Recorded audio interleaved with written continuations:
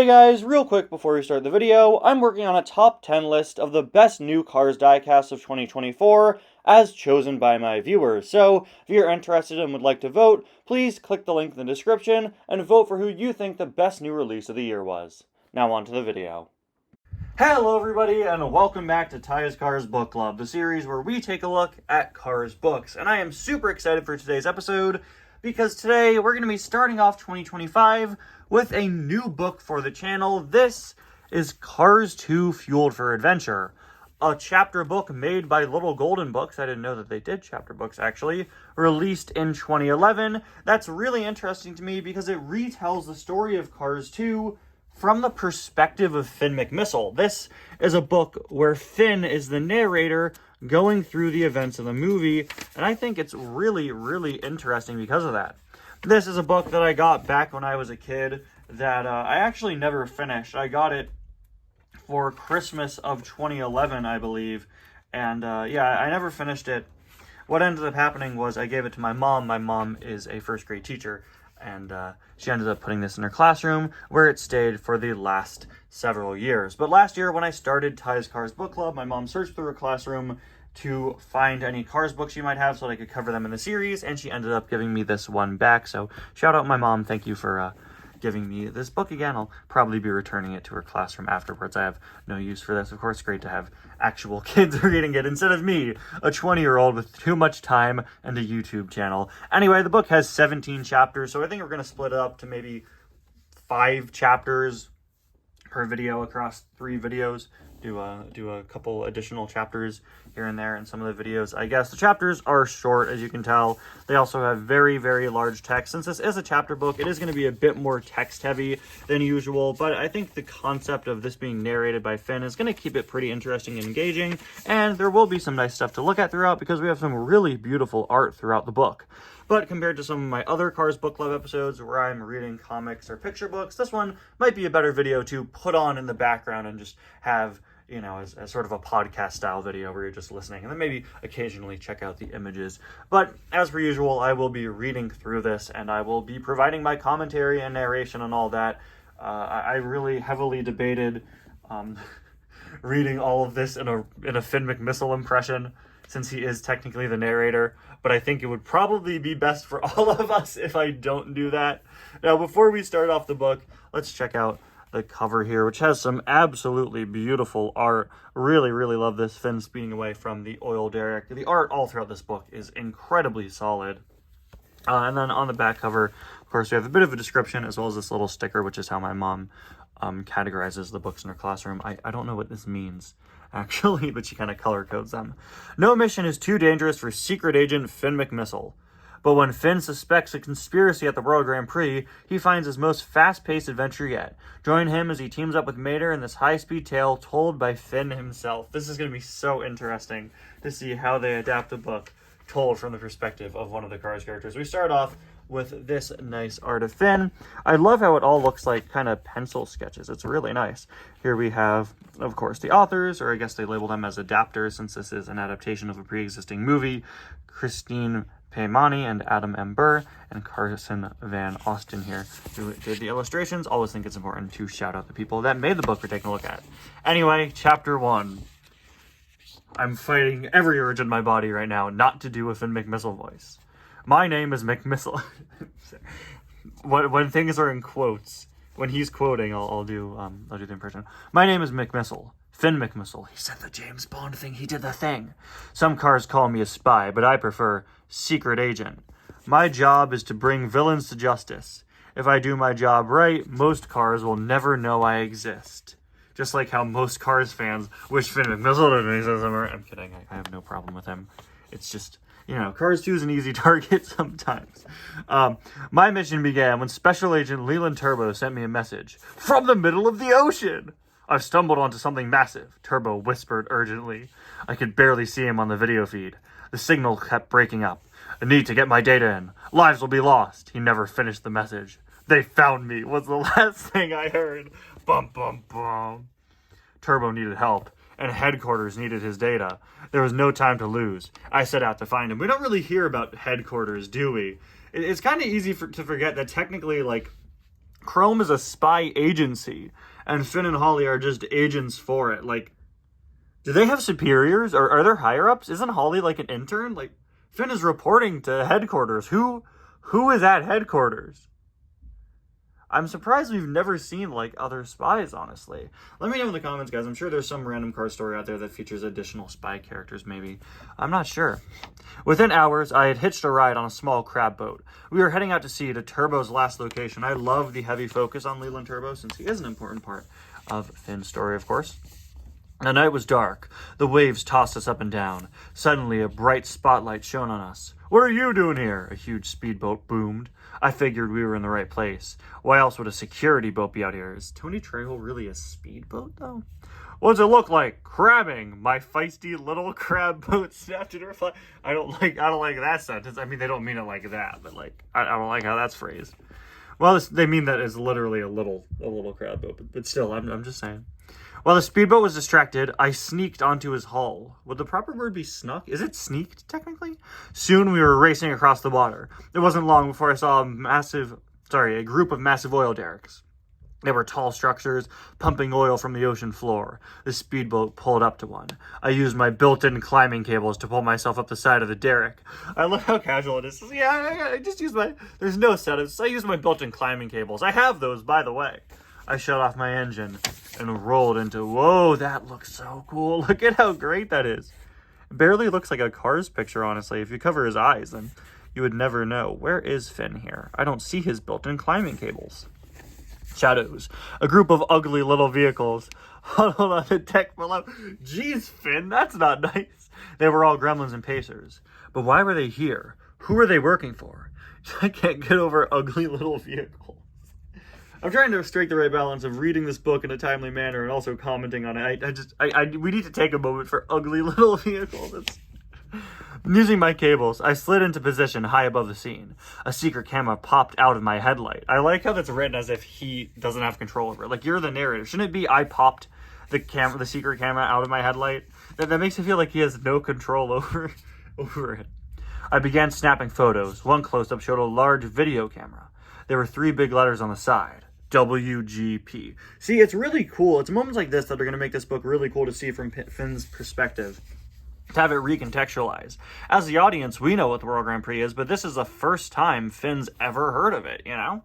Suddenly, there was a murmur in the crowd below. Someone important had arrived. I wonder, honestly, if this might make Cars 2, like, a little better, if that makes sense. If seeing the whole thing from the perspective of a spy story makes the story work better. Because everybody always says, oh, Cars 2 should have focused more on the racing, which, yeah, it should have.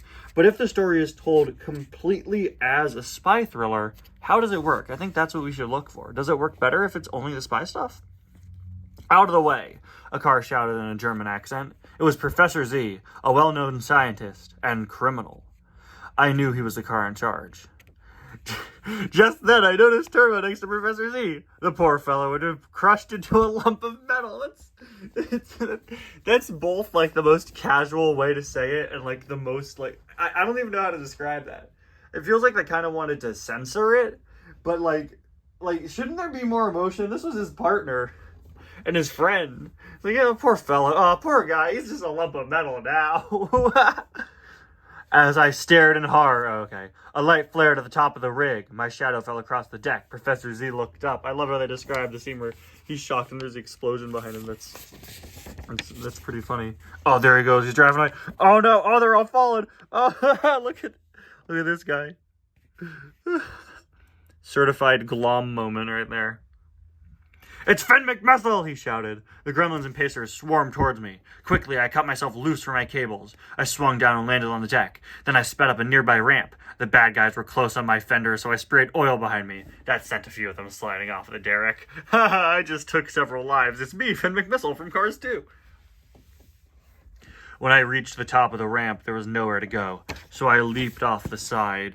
Shouldn't it be leapt? Off the side and plunged straight into the deep water below. Suddenly, a crew of heavily armed boats began firing missiles at me. There were explosions all around. For a moment, I didn't think I'd be able to escape. As a last resort, I dived deep underwater and switched to submarine mode. The missile firing stopped. Good, I thought. Professor Z and his crew thought I was dead. There's no better cover for a secret agent. Nothing better as a spy than faking your death. They all thought I was dead. That's pretty good. Good in my book. So far, I genuinely really enjoy how this adapts the story, and it's written in a way that's pretty thrilling. Like, if this is getting me, like, engaged and excited, imagine the kid, you know? In the past, I've talked about how a lot of these adaptations only work if you've also seen the movie. This works. This works whether you've seen the movie or not. This is telling its own story that is the movie, but also works separately, and that's really nice. So at this point in the movie, we cut to Mater and Radiator Springs and McQueen coming home and all that. So it's going to be interesting to see how Finn adapts events he wasn't present for. While I was on the Elreal Derrick, key events were unfolding in a little American town called Radiator Springs. These events would change the course of my entire mission. There we go. See, very good way to segue into scenes that he wasn't present for. It all began with a rusty old tow truck named Mater. I really love this. I love how it's switching from Finn personally narrating his own, events, his own mission story, to him explaining the story. I love that it's still written from the perspective of Finn. He's like, yeah, it's a small American town, and it's this rusty tow truck, and it's going to change the course of my mission. He was waiting for his best friend, Lightning McQueen, to return home. The famous American race car had just won the Hudson Hornet Memorial Piston Cup. There's been I've seen kind of a debate. I've heard some people say that they think the Piston Cup as a sport was renamed to the Hudson Hornet Piston Cup, and then changed back for Cars 3. But the way I always saw it was that it was a memorial style race, like a special event Piston Cup sort of deal. And I think that is what they're saying here. It is the Hudson Hornet Memorial Piston Cup, at least according to this book. Oh boy, Mater said. He was so excited. Uh-oh. Oh no. Guys, you know what's next? You might remember this from one of my iceberg videos. You also might remember this if you read a lot of early Cars 2 tie-in media. But in a lot of Cars 2 tie-in media, Otis is not present. Instead, there's this scene where Mater makes a shrine to McQueen, welcoming him back home. And it's featured in several different Cars 2 adaptations, and it looks like this is one of them. Now, I guess that it's simply a case of Otis and that scene being added in later on in production. You see this all the time with movie novelizations. They're often given earlier drafts so that the novelists have time to adapt them, which means that sometimes changes are made from the novel to the final film as the film continues to evolve over on its own. I think Otis's inclusion in Cars 2 at the beginning is really smart because it introduces us to the concept of lemons early on. So I do think the removal of this scene was a good idea, but let's see how this scene goes, because I don't quite remember from my other Cars 2 adaptations I've read. He was so excited, he made a welcome home sign for Lightning out of a pile of tires, an old battery, and some lights. It was alarming what that chap could create out of simple junk. He'll be very useful, Finn is thinking. Mater waited and waited for Lightning to arrive. In fact, he waited so long that he fell asleep. When Lightning rolled into town, Mater was snoring. Okay, hold up. What happened to... Okay, the art is beautiful, but it looks like the artist got a little confused. This is McQueen in the World Grand Prix body style, see the spoiler, with the Rust-eze logo and a Hudson Hornet Piston Cup emblem on the side, and the regular non-exploding into flames lightning bolt. This is just like... This is like 10 different McQueen designs rolled into one. Do you guys think this is based on concept art for Hudson Hornet Piston Cup McQueen? I doubt it, because McQueen gets modified for the World Grand Prix. But this looks like it's in the spot where the World Grand Prix emblem is supposed to be. I don't recall if that is actually part of McQueen's Hudson Hornet Piston Cup design. I can't believe I'm doing this, but I'm going to look at my Hudson Hornet Piston Cup McQueen. I need some confirmation. Sorry guys, I don't have the normal one, I just have the metallic one. Okay, so this logo is in that place on the actual Hudson Hornet Piston Cup McQueen. And the lightning bolt is actually not the exploding into flames variant, there's just the smaller lightning bolt up front. So it simply seems that they drew Hudson Hornet Piston Cup McQueen on the wrong body style. That seems to be what happened. But still, artwork here is beautiful. Oh, look, you can see, the Radiator Springs garage in the background. Yeah, wait, it actually is. That's the G&E from Garage. That whole location is a continuity error because of the video games. Sometimes it's there, sometimes it's not. It's a mess.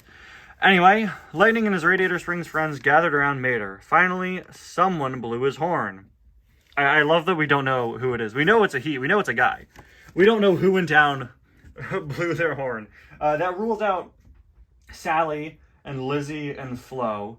But who did it? Who blew their horn? We'll never know. The tow truck jumped up in surprise. He was so startled that he shot backwards, swerved all the way through town, and fell over a cliff. What? What?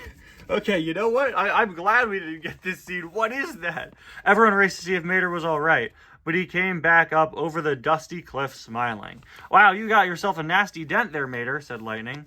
Oddly, Mater didn't seem to mind. To him, a dent was a sign of friendship. Oh, so they introduced the dent concept earlier in this draft.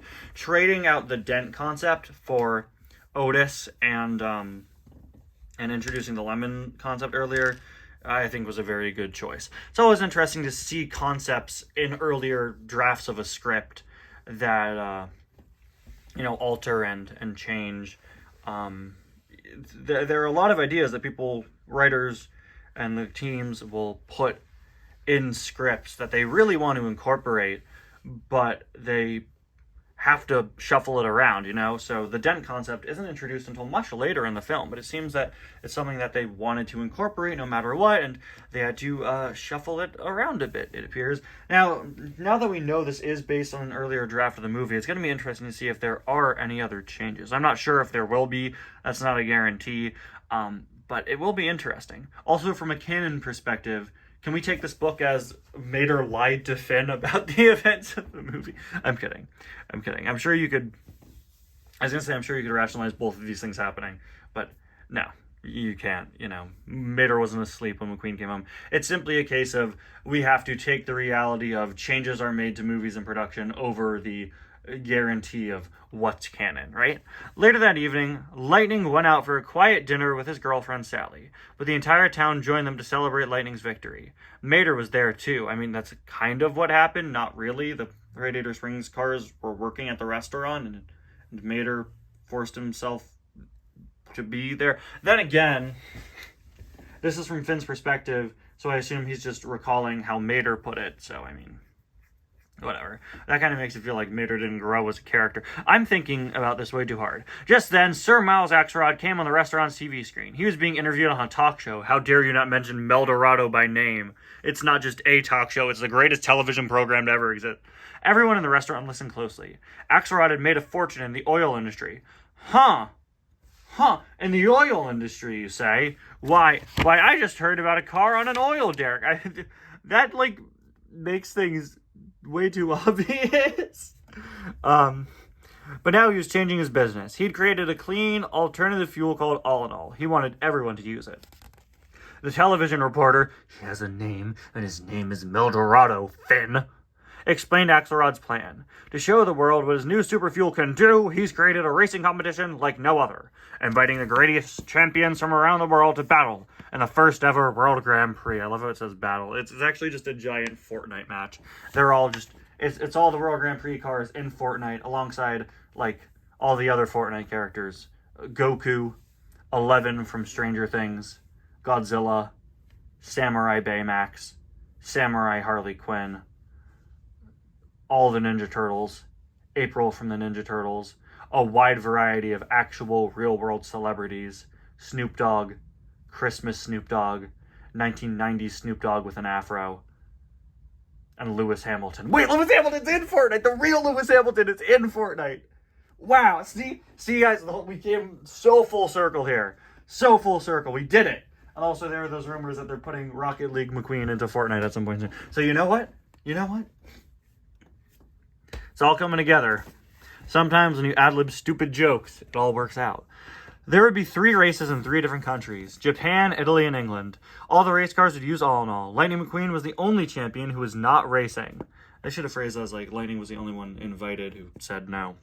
Lightning stared at the TV. He had really wanted some time off to be with Sally and his friends. But then, the Italian racer... Why is the spacing so much larger here? Did you notice that? Maybe... Okay. My theory is that they couldn't fit Francesco's last name on the line properly, and they didn't want to hyphenate it, so they just awkwardly spaced this line. But then the Italian racer Francesco Bernoulli appeared on the TV screen. Lightning McQueen would not have a chance against Francesco, he boasted. Mater was so angry, he ran straight to the telephone and called into the show. That Italian fella on there can't talk that way about Lightning McQueen, Mater declared. Lightning can drive circles around you. Francesco smiled. Driving in circles is all he can do, no? Then he turned to the interviewer. Can we move on? Francesco needs a caller who can provide a little more intellectual stimulation. Like a dump truck. That did it. In moments. I love that this children's book features the phrase intellectual stimulation. I know it's a quote from the movie, but no kid knows what that means. That did it. In moments, Lightning was on the phone too. I don't appreciate my best friend being insulted, he declared. The argument grew from there. Finally, Lightning decided to accept Francesco's challenge. To teach Francesco a lesson, he would race in the World Grand Prix after all, and he would take his friends, including Mater, Sarge, Fillmore, Luigi, and Guido. Shortly after that, my path would cross Lightning and Mater's in a most unusual way. Oh, right, yeah. This is from Finn's perspective. I almost forgot. I do like that it adapts the Mater and McQueen parts, and it does it pretty well. It does it in a way that I think really, really works. Although it is moments like this where you get really into it, where you kind of forget that, yeah, Finn is narrating. But once he's back on screen, it should work better. This is really kind of the last... Like, this is kind of like the only part in the movie where Finn is not relevant at all, right? You know, we're being reintroduced to the Radiator Springs cars. I don't think we'll have any other moments like this, really, unless they adapt, like, the Uncle Topolino scene, which I doubt. This is important context, and I like how they establish that, from Finn's perspective, these are important events to retell. Anyway, Chapter 3 looks like we're in Tokyo. I do think, though, one last thing before we start this chapter, I do kind of wish we had, like, exclusive scenes, you know, like, oh, what was Finn doing at this time, right? What was Finn doing, like, how did he get back, you know, but, oh, well, it is mainly just an adaptation of the movie. They're not really making new content, they're just retelling it in a unique way, which I do really enjoy, don't get me wrong. I think this is probably one of the best books we've read on Cars Book Club, and it's one I'm really interested to keep going with, so let's continue. When I arrived at Sturm Miles Axelrod's World Grand Prix party in Tokyo, it was filled with famous race cars and their team. They were a smart and classy group. I was not there for the party, however. I was trying to find a link between the World Grand Prix and the video camera I had seen on the derrick. The letters on the camera matched the World Grand Prix logo. "Eeeeah!" someone screamed. From my spot on the balcony, I noticed a rusty tow truck slashing in a water fountain below. It was that chap Mater.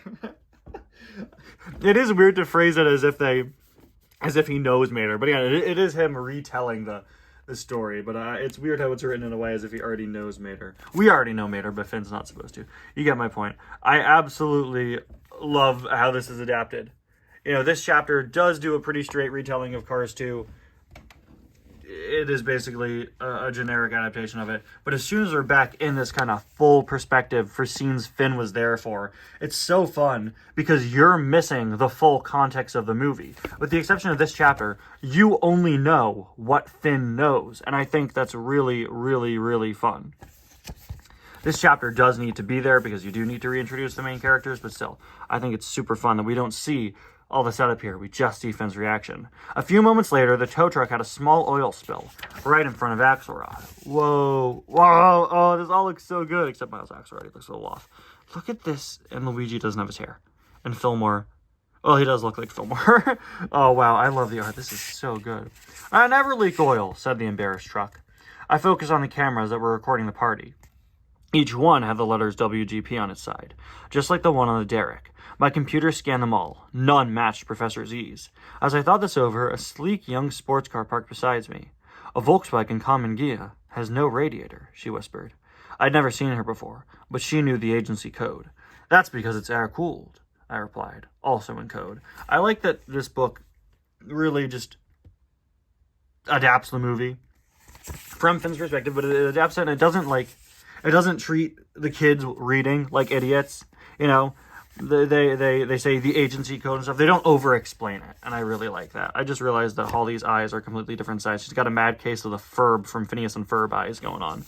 But still, really nice art. I'm Agent Shiftwell. Holly Shiftwell, she said. I have a message from London.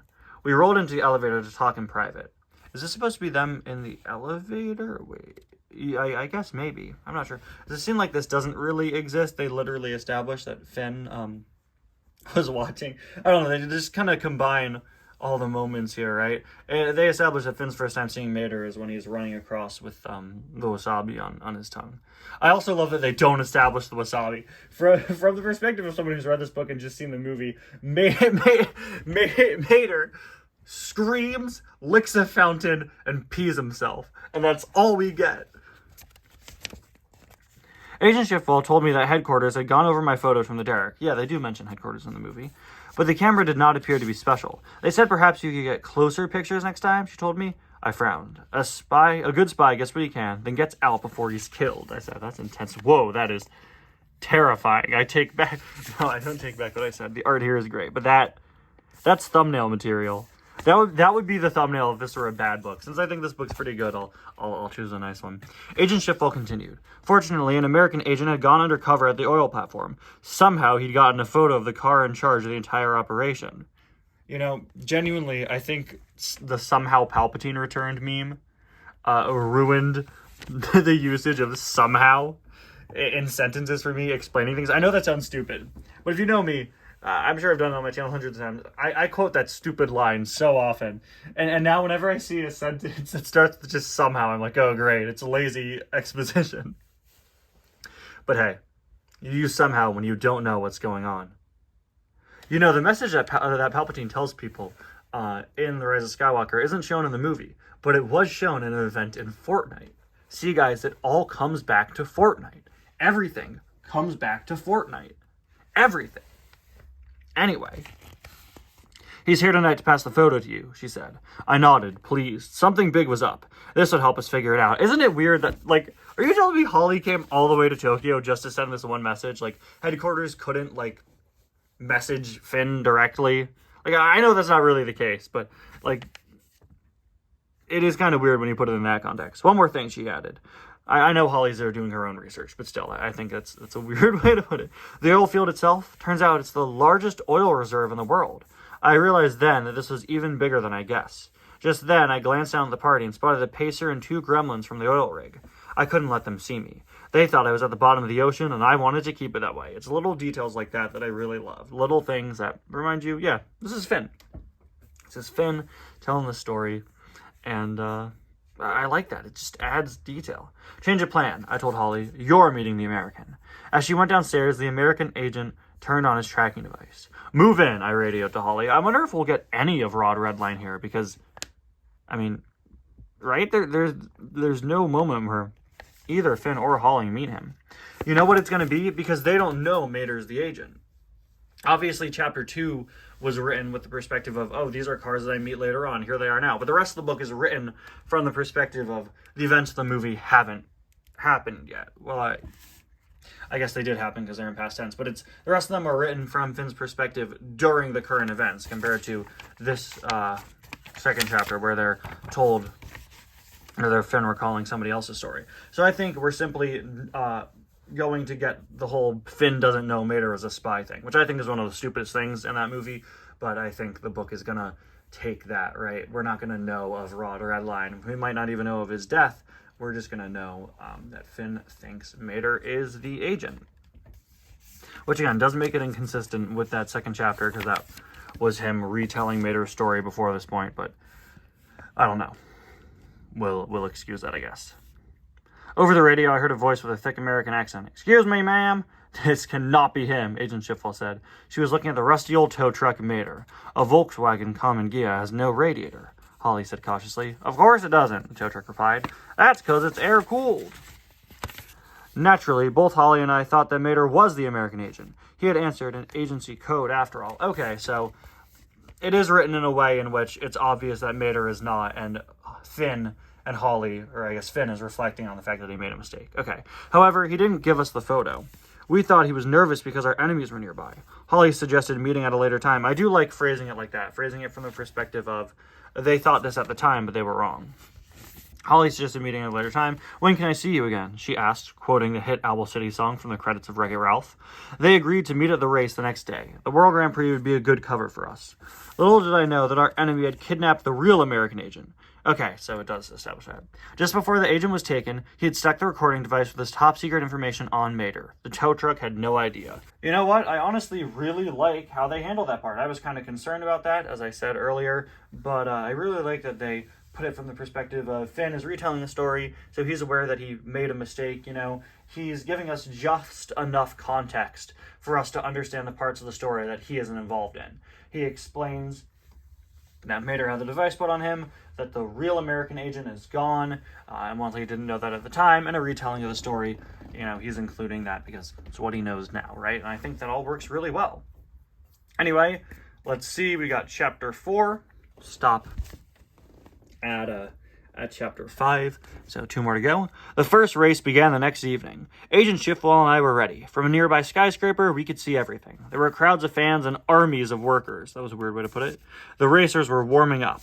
I focused on the World Grand Prix cameras near the racetrack. I had to find that camera from the oil derrick.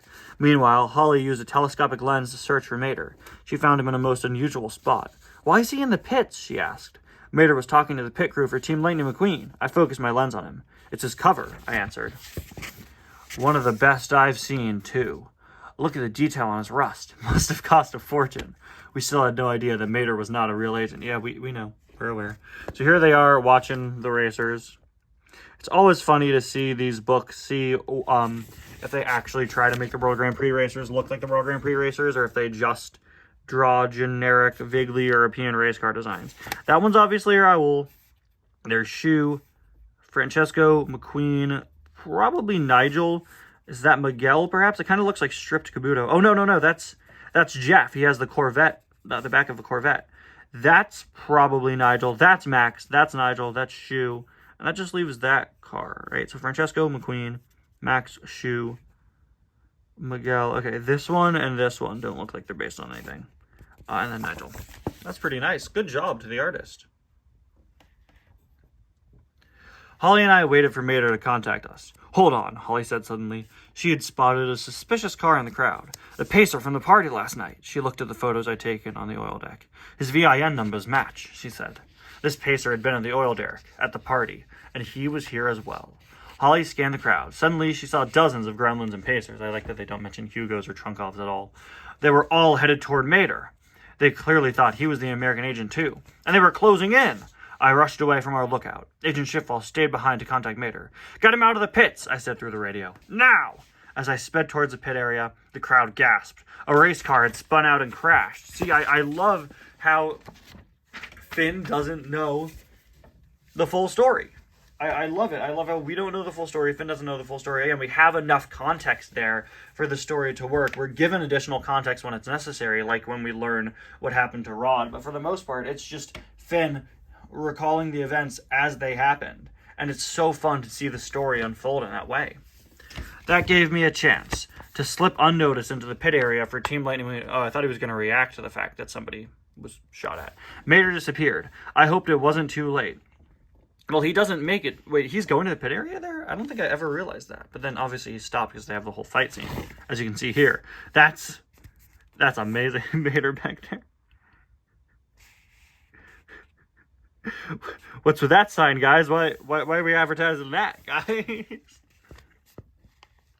Mater disappeared. I hoped it wasn't too late. Suddenly, the doors to the pit area flew open. The pacers from the derrick stared at me. Yeah, okay. "Finn McMissile," he exclaimed. "But you're dead." Blast it all, I thought. Top 10 best expletives. Quickly, I sprayed him in the eyes with a fire extinguisher and sped off. I love that they don't even explain that he, I broke a fire extinguisher off the wall. No, it's just hit him in the eye with a fire extinguisher. I just happened to have it. Holly radioed that Mater was in the back alley. Dozens of Professor Z's gremlins and pacers were nearby. "Keep him moving," I told Holly. "I'm on my way." I drove fast, but Professor Z's cars were soon on my fender. I had to give the American time to get away.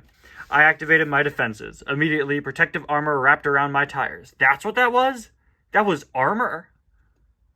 I guess. I always thought they were just like...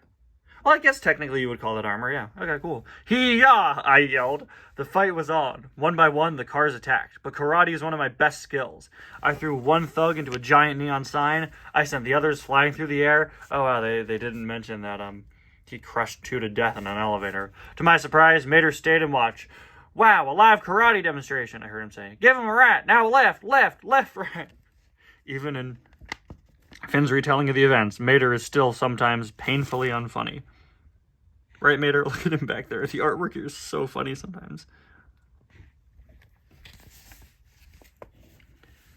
I defeated the last of Professor Z's little car. Stop calling them little, and stop calling them ugly, Finn. Get off your high horse, buddy. Then I followed Mater back to the race pits. I hoped he would give me that secret device. Instead, I found him with Lightning McQueen. They were arguing. Wait, what? So they just, like... Finn's not there in the movie? Wait, that's so weird. I wonder if this was this part of an earlier draft? Yeah, the whole pit part really confused me, because they're not going into the pits in the movie. I guess they're on their way, right? But Finn isn't in the pits. Is this something in an earlier draft of the script? Or was this simply them adapting the movie to fit Finn? I don't know. I lost the race because of you, Lightning shouted. He was upset that Mater had left the pits. I'm sorry, said Mater. He looked upset too. I thought he was playing along very well. I didn't mean to. I don't want your help, yelled Lightning. He zoomed away. I heard Mater mutter something about the airport. I was sure he'd staged the fight as an excuse to leave. I told Agent Shipfall to prepare for a meeting at the airport. Well, that's mean. Yeah, you guys didn't really have a fight. You just staged it. Chapter 5. Before we start Chapter 5, I just want to bring up the fact that Finn has killed several cars in Cars 2 at this point, and the book does not make a point in that. They're just like, yeah, I threw some in the air. I didn't crush him in the elevator. I knocked him off the oil derrick. What do you mean they drowned? What? At the Tokyo airport, obviously they wouldn't say that. At the Tokyo airport, I disguised myself as a security officer. Come with me, please, I said to Mater. But I'm going to miss my plane, Mater protested. I led him around the corner and dropped my disguise. Finn McMissile, British intelligence, I said. Tow Mater, average intelligence. Or sorry, we have that weird spacing again. So, Tow Mater, average intelligence, he replied. I was impressed by how well Mater stuck to his cover as an ordinary tow truck. If only I had known that it wasn't a cover at all. Gee, guys, I'm starting to think that Finn thought Mater was a spy and he really wasn't one. I don't know, just a hunch. Suddenly, I spotted the troublesome Pacer and Grumman. They were about to close in. I love that Acer and Grumman aren't even named, because when would he learn their names? Oh, that looks sick. Perspective's a bit off. Holly's weirdly close and the ramp looks kind of short. But like that kind of goes hard. Mater and I were in a waiting area next to the runway. There was no clear exit. I used a laser to cut through the glass of a nearby window. Then I hooked onto Mater's tow line and revved my engine. I leaped through the glass window and pulled Mater right behind me. We landed, bang, on the runway below. Skidding, I whipped Mater. Why? Why would you do that? In front of me. See, guys, finishing sentences is important. Drive forward, I yelled. While I was being towed, I could see our enemies head on as they gave chase. But just then, my good friend Sidley... I almost called him Spidley. My good friend Sidley, a British spy jet, flew down and opened his ramp for us. We could see Agent Shiftel inside. Well, is that... Oh, that's the whole airport chase? I'm a little disappointed they didn't put it in more detail. They just said, yeah, our enemies were behind us. They didn't have him, like, firing at Grum and Acer. That's a shame. They didn't have him falling into the lavatory service truck. Maybe it's for the best that wasn't included. Come on, Holly shouted. Get in here! I hit my brakes and skidded again. Mater spun behind me this time. With a last burst of energy, I pulled us both onto the ramp. The jet soared upward just in time. All right, so that's where we're going to end it for today. That was the first 5 chapters of Cars 2 Fueled for Adventure, a.k.a. Cars 2 from the perspective of Finn McMissile. I'm really happy that I decided to take another look at this book because it is genuinely pretty fun. Sorry about the lighting. We are having some problems with it right now. Jeez. It genuinely is a really, really fun time. I love being able to see the changes and alterations they make by changing who is telling the story of the movie. There are some parts where it doesn't work, but I do really appreciate that they give additional context when we need it, and when we don't need it, we just see Finn's reactions as they are.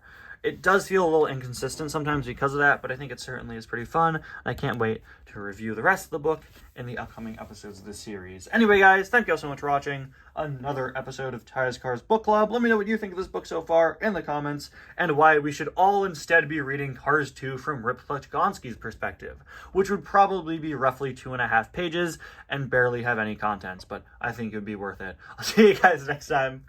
Bye now.